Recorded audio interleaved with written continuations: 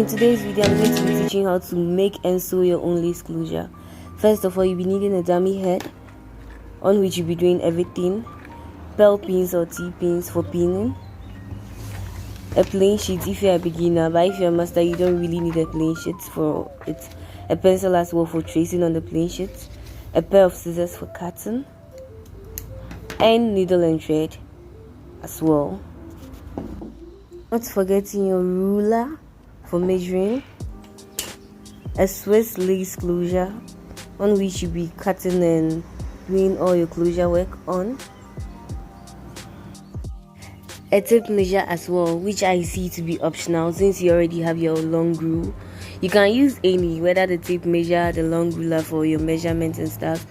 So to begin with, you need to know how you want your closure to look like, whether it's a closure, a frontal, whether it's a closure like frontal, whether it's 5 by 7, 7 by 5, 7 by 2, 5 by 2, or any measurements you want to deal with. With this, I'm going to do a 7 by 5 lace closure.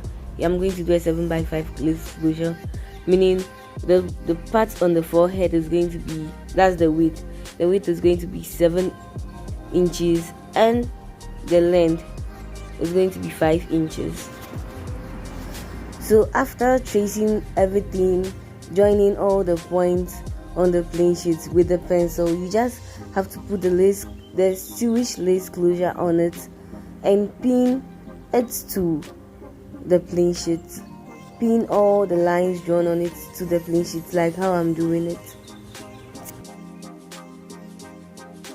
So with this method for beginners is very advisable, since you'll be able to cut out the pattern and shape you want from the Swiss lace closure easily after pinning it out. So with the cutting, to get a perfect cutout, it would be good for you to take your time, be careful and cut it out well.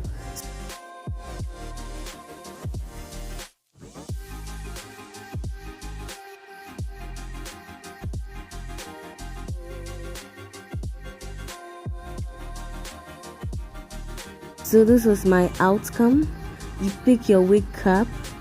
I normally prefer to use the dome cap. You can use any wig cap you prefer, any wig cap at all you prefer, but I normally prefer the dome cap.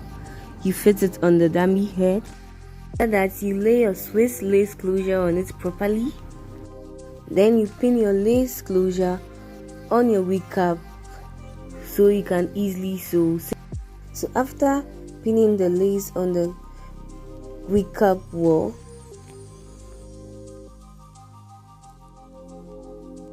so after pinning it down, you pick your thread and needle. If you need to thread your needle, you do so. Then you sew the lace closure to the wig cap. And since you'll be cutting off the excess parts of the wig cap under the lace closure, it would be advisable for you to sew in a way that even when you cut that side, that excess under the wig cap, the lace closure won't tear or anything.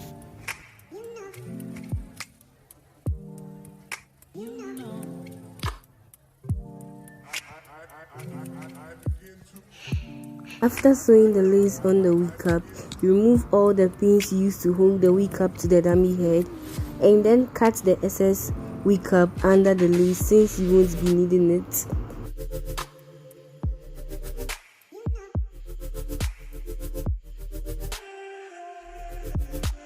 And in doing so, you have to be very careful not to cut the lace.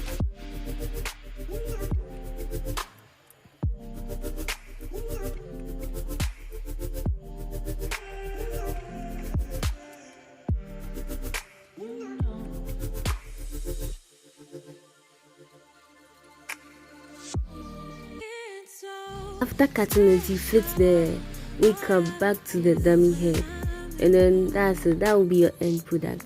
You can do whatever you want to do with it. So guys, don't forget to subscribe to my YouTube channel, turn on your notification bell, give me a thumbs up, and also share my YouTube videos. Don't forget to do that. Don't forget to share it. See you in my next YouTube video. Thank you.